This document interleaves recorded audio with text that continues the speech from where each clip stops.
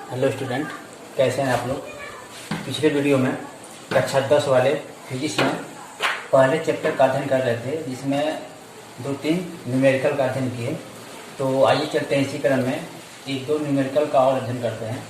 पहला है 12 semi focus दूरी वाले अवतल दर्पण के सामने 4 सेमी लंबी एक वस्तु कहाँ रखी जाए कि उसका 1 सेमी लंबा प्रतिबिंब बने। तो यहाँ पे पहले लिखेंगे क्या क्या दिया है, क्वेश्चन पढ़ेंगे क्या क्या दिया है वो लिख लेंगे। तो फिगर से पहले इसे समझते हैं। ये अवतल दर्पण मान लेते हैं ये। अब दर्पण से वस्तु की दूरी को लिखते हैं, यू से लिखते हैं। यू पूछ रहा है यानी एक वस्तु कहाँ रखी जाए, यानी दर्पण के सामने एक वस्तु कहाँ रखा जाए, कितनी दूरी पे रखा जाए। और वस्तु की लंबाई कितनी है, 4 सेंटीमीटर, यानी 4 सेंटीमीटर लंबी है।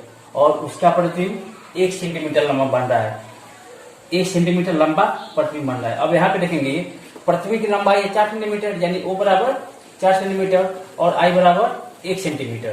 तो जाहिर सी बात है कि वस्तु से छोटा प्रतिबिंब बन रहा है, तो वास्तविक होगा और उल्टा होगा। तो उस स्थिति में आवर्धन क्या होता है, माइनस होता है, ऋणात्मक होता है। ठीक है, तो यहाँ पे I के जब लिखेंगे I बराबर 1 सेंटीमीटर, तो वहां पे माइनस लगाएंगे, क्योंकि उस स्थिति में आवर्धन माइनस होता है। मुख्य अक्ष के नीचे प्रतिबिंब बनता है, तो उस स्थिति में आवर्धन माइनस होता है। तो लिख देंगे F बराबर 12 सेंटीमीटर, माइनस लगाएंगे, क्यों, क्योंकि अवतल दर्पण है। अवतल दर्पण की फोकस दूरी ऋणात्मक होती है, -12 सेंटीमीटर। O दिया है 4 सेंटीमीटर, 4 सेंटीमीटर लंबी एक वस्तु, यानी मुख्य अक्ष के ऊपर रखा गया है, इसलिए प्लस में होगा। वस्तु को कहाँ रखी जाए, यानी यू पूछ रहा है। ठीक है, यू पूछ रहा है और उसका 1 सेंटीमीटर लंबा प्रतिबिंब बन रहा है, यानी I बराबर 1 सेंटीमीटर। माइनस लगा देंगे, क्योंकि उस स्थिति में आवर्धन क्या होगा, ऋणात्मक होगा।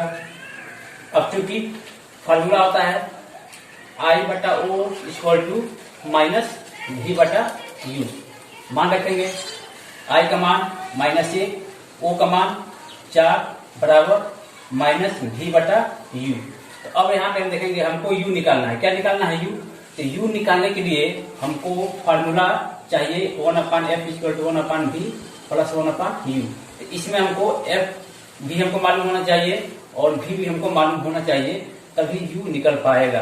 तो उस स्थिति में हमको यहाँ पे V नहीं दिया है, तो क्या करेंगे, V हमको निकालने के लिए इस फार्मूले से हम लगाएंगे। तो यहाँ से V निकलेगा, ये माइनस माइनस कैंसिल, तो 4V बराबर U। तो इसलिए V बराबर U/4 सेंटीमीटर, यानी V का मान आ गया U/4 सेंटीमीटर।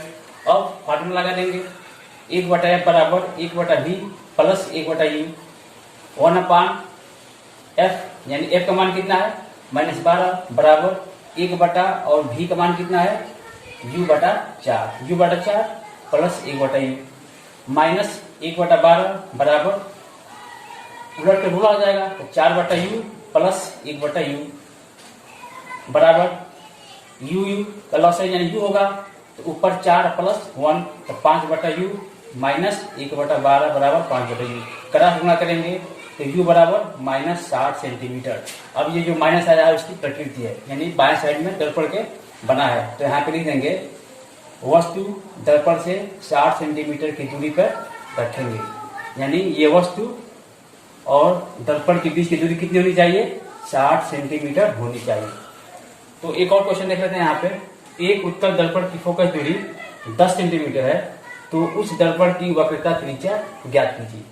तब जो दिया है प्रश्न में वो हम लिख लेंगे। क्या दिया है, F बराबर 10 सेंटीमीटर, प्लस है, क्यों प्लस रखेंगे, क्योंकि उत्तल दर्पण है। उत्तल दर्पण की फोकस दूरी धनात्मक होती है। अगर वही अवतल दर्पण होता तो F बराबर -10 रखते हम, लेकिन उत्तल दर्पण है तो F बराबर प्लस में रखेंगे 10 सेंटीमीटर। R हमको ज्ञात करना है। अब चूंकि फोकस दूरी और वक्रता त्रिज्या में संबंध बताया गया है, फार्मूला होता है R बराबर 2F, और नहीं तो F बराबर R/2। यहाँ से निकालेंगे, R हमको निकालना है 2 गुणे F का मान 10 बराबर 10 दूनी 20 सेंटीमीटर। ये आंसर हो गया।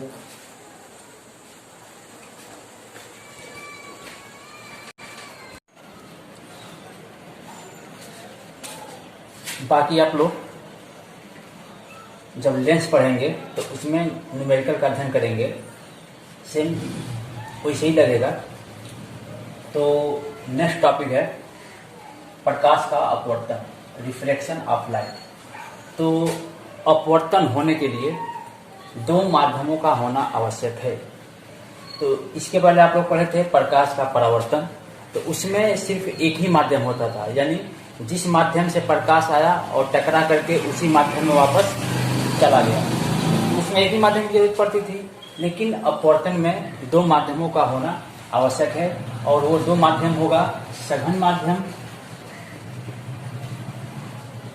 दूसरा है विरल माध्यम। तो सघन माध्यम किसे कहेंगे? वह माध्यम जिसका अपवर्तनांक या घनत्व अधिक होता है सघन माध्यम कहलाता है, जैसे कांच। विरल माध्यम किसे कहेंगे? वह माध्यम जिसका अपवर्तनांक या घनत्व कम होता है उन्हें हम विरल माध्यम कहते हैं, जैसे वायु।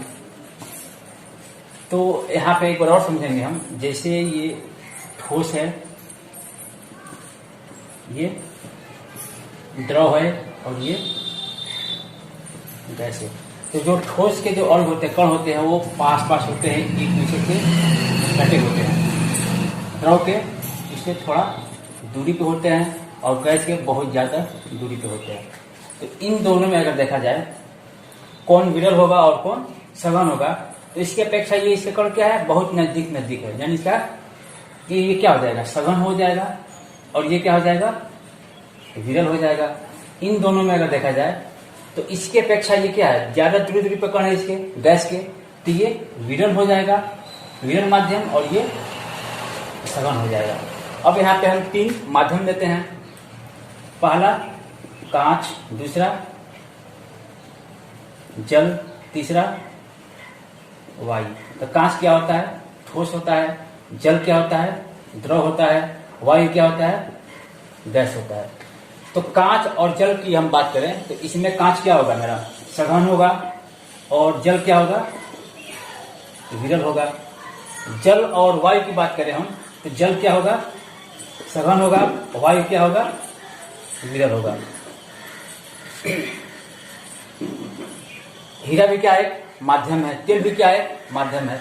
यानी जिसका घनत्व या अपवर्तनांक अधिक होता है वो सघन माध्यम होता है, और जिस माध्यम का अपवर्तनांक या घनत्व कम होता है वो विरल माध्यम कहलाता है। अब वो यहाँ पे देखेंगे प्रकाश का अपवर्तन। डिफिनेशन है, जब प्रकाश की किरणें एक माध्यम से दूसरे माध्यम में प्रवेश करती है तो वह अपने मार्ग से विचलित हो जाती है। इस घटना को प्रकाश का अपवर्तन कहते हैं। यानी जब प्रकाश सीधी रेखा में आता है तो एक माध्यम से आता है, और जैसे ही दूसरे माध्यम में प्रवेश करता है तो वह अपने मार्ग से क्या होता है, विचलित हो जाता है।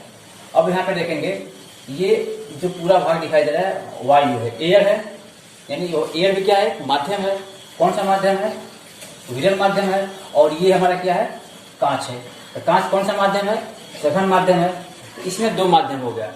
तो जब प्रकाश वायु माध्यम से यानी विरल माध्यम से आती है और जैसे ही कांच में प्रवेश करती है तो अपना रास्ता क्या करती है, चेंज कर देती है। यहाँ से सीधे आ रही है वायु से, और अपवर्तन के बाद ऐसे हो जा रही है। जाना चाहिए इसको ऐसे, ऐसे जाना चाहिए, लेकिन ऐसे ना जा करके ऐसे अपना मार्ग चेंज कर दे रही है। फिर ये कांच में सीधी रेखा में जा रही है प्रकाश, फिर कांच से जब बाहर निकल रही है वायु में, विरल में, तो फिर अपने मार्ग को क्या कर दे रही है, चेंज कर दे रही है। इसको जाना चाहिए ऐसे जाना चाहिए, लेकिन जा रही है ऐसे जा रही है। तो ये हमारा क्या है, अभिलंब है, ये भी क्या है, अभिलंब है। तो यहाँ पे देखेंगे, ये जो अपवर्तन के बाद ये प्रकाश की किरणें जो सीधी रेखा में जा रही है अभिलंब की ओर झुकी हुई है, और यहाँ पे देखेंगे ये जो प्रकाश की किरणें सीधी जा रही है तो ये अभिलंब से दूर हटी हुई, यानी दूर भाग रही है, अभिलंब से दूर हट रही है। तो ये कंडीशन कब होता है, तो जब प्रकाश, यानी पहला देखेंगे, जब प्रकाश विरल माध्यम से सघन माध्यम में प्रवेश करता है तो अभिलंब की ओर झुक जाता है। ये हमारा क्या है, विरल माध्यम है, और ये सघन माध्यम है। जब प्रकाश विरल माध्यम से सघन माध्यम में प्रवेश करेगा तो अभिलंब की ओर झुकेगा। यहाँ पे देखेंगे अभिलंब की ओर क्या हुआ है, झुक गया है। अब फिर देखेंगे दूसरा है, जब प्रकाश सघन माध्यम से विरल माध्यम में प्रवेश करता है तो अभिलंब से दूर हटता है। यहाँ पे देखेंगे ये अभिलंब है, तो अभिलंब से क्या हुआ है, दूरी बनाकर जा रहा है, अभिलंब से दूर हट रहा है। यहाँ देखते हैं यह अभिलंब है, तो प्रकाश जब ऐसे जाता है तो विरल माध्यम से सघन माध्यम में जाता है तो अभिलंब की ओर झुकता है, यानी विरल माध्यम से सघन माध्यम में प्रवेश करेगा तो अभिलंब की ओर झुकेगा, और जब प्रकाश सघन माध्यम से विरल माध्यम में प्रवेश करेगा तो अभिलंब से दूर हटेगा। तो यहाँ पे देखेंगे ये जो प्रकाश की किरण आ रही है ये आपतित किरण है, और ये कांच के अंदर जो किरण दिखाई दे रही है ये अपवर्तन के बाद हुआ है, अपना मार्ग चेंज की है, ये अपवर्तित किरण है। और ये जो बाहर फिर एयर में चली जा रही है ये निर्गत किरण है। तो आने वाली किरण को आपतित किरण, और ये कांच के अंदर जो किरण है ये अपवर्तित किरण है। अभिलंब और आपतित किरण के बीच बने कोण को आपतन कोण कहते हैं, यानी आई स्मॉल आई, और अभिलंब तथा अपवर्तित किरण के बीच बने कोण को अपवर्तन कोण कहते हैं, यानी स्मॉल आर। तो फिर एक बार समझेंगे इसका डिफिनीशन कि अपवर्तन क्या है, और अपवर्तन होने के लिए दो माध्यमों का होना आवश्यक है, तभी अपवर्तन होगा। अब मान लेते हैं यहाँ पे देखते हैं कि जब प्रकाश अभिलंब के समांतर, यह अभिलंब है यानी लंबवत, जब प्रकाश लंबवत या अभिलंब के समांतर अगर पड़ेगी इस पे तो ये सीधे की सीधे चली जाएगी, अपवर्तन नहीं होगा। जब प्रकाश इस पे सीधा पड़ेगा लंबवत यानी अभिलंब के समांतर आएगा तो ये अपवर्तन न होकर के सीधी चला जाएगा। तो जब प्रकाश की किरणें एक माध्यम से दूसरे माध्यम में प्रवेश करती है तो वह अपने मार्ग से विचलित हो जाती है। प्रकाश के इस घटना को प्रकाश का अपवर्तन कहते हैं। तो इसके बाद से प्रकाश का अपवर्तन का नियम, इसका भी दो नियम है। तो इसके पहले हम जान लेते हैं अपवर्तन से संबंधित कुछ घटनाएं। अब हम अपवर्तन से संबंधित कुछ घटनाएं देख लेते हैं। तो घटनाएं, तो पहला है पानी से भरे पात्र में सिक्के का ऊपर उठा हुआ भाग दिखाई देना। तो कारण क्या है, अपवर्तन के कारण दिखाई देता है। जैसे ये पात्र है, इसमें पानी भरा हुआ है और यहाँ पे एक सिक्का है, तो मालूम चलता है कि ये सिक्का पेड़ी से क्या हुआ, थोड़ा ऊपर उठा हुआ दिखाई देता है। तो कारण क्या है कि जब भी प्रकाश इस पे पड़ता है तो रिफ्लेक्ट होकर के हमारी तरफ आता है, तभी ये दिखाई देता है। तो कारण क्या है कि जब रिफ्लेक्टेड प्रकाश किरण ऐसे जाती है तो यहाँ पे दो माध्यम हो गया, पानी भी एक माध्यम हुआ और वायु भी क्या हुआ है, माध्यम हुआ। तो ये इसके अपेक्षा क्या होगा, ये सघन होगा और ये क्या होगा, विरल होगा। यहाँ पे हम अभिलंब डालते हैं। तो जब प्रकाश सघन माध्यम से विरल माध्यम में प्रवेश करता है तो अभिलंब से दूर हटता है। तो यहाँ पे देखेंगे ये जैसे अब विरल माध्यम प्रवेश करेगा तो अभिलंब से क्या होगा, ऐसे दूर हट करके जाएगा। अब इसको हम सीधी बढ़ाएंगे यहाँ पे तो सिक्का होगा यहाँ पे दिखाई देगा, यानी थोड़ा ऊपर, ज्यादा नहीं, थोड़ा ऊपर उठता हुआ दिखाई देता है।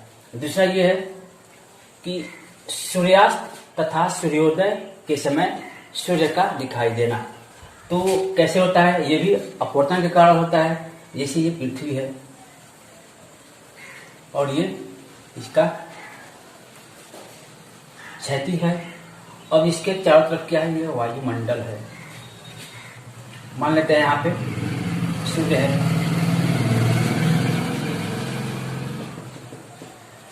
तो क्या होता है कि जब ये सूर्योदय समय है, जब यहाँ पे सूर्य है, जब यहाँ से प्रकाश किरण जाती है तो सीधी जाती है। तो अब यहाँ पे देखेंगे ये हमारा सब क्या है, निर्वात है। ये सब क्या है, निर्वात है, वैकेंट होता है, खाली होता है, कुछ नहीं होता है वहां पे, ठीक है। और ये जो गैस की जो परतें हैं ये कहीं सघन है कहीं विरल है। तो जब प्रकाश की किरण ऐसे विरल माध्यम से ऐसे जब इसमें जाती है, तो जैसे ही सघन माध्यम में प्रवेश करती है तो अपने मार्ग से क्या होगा, विचलित होगा। अब यहाँ पे डालते हैं अभिलंब, अभिलंब डाल दे यहाँ पे, तो प्रकाश विरल माध्यम से सघन माध्यम में प्रवेश करेगा तो अभिलंब से क्या होगा, दूर हटेगा, वो अभिलंब की ओर झुकेगा। तो ये अभिलंब है, तो ये अभिलंब की ओर क्या हो जाएगा, ऐसे झुक जाएगा। तो अब इसको सीधे ऐसे बढ़ाएंगे तो यहाँ पे सूर्य दिखाई देगा। तो सूर्यास्त तथा सूर्योदय के समय सूर्य का दिखाई देना किसके कारण, अपवर्तन के कारण। तीसरा है रात्रि में तारों का टिमटिमाना। तो रात्रि में तारे क्यों टिमटिमाते हैं, ये सबसे इंपॉर्टेंट है। ये पूछा जाता है कि रात में तारे क्यों टिमटिमाते हैं, तो अपवर्तन के कारण। तो कारण क्या है कि वहां से प्रकाश जब आती है तो कई माध्यमों से होकर के उसे आना पड़ता है, कहीं विरल माध्यम, कहीं सघन माध्यम, कहीं विरल माध्यम, कहीं सघन माध्यम, इसलिए तारे टिमटिमाते दिखाई देते हैं, कभी रात में टिमटिमाते हैं। चौथा है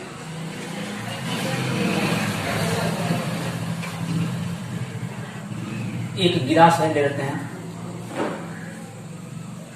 और इसमें पानी भर देते हैं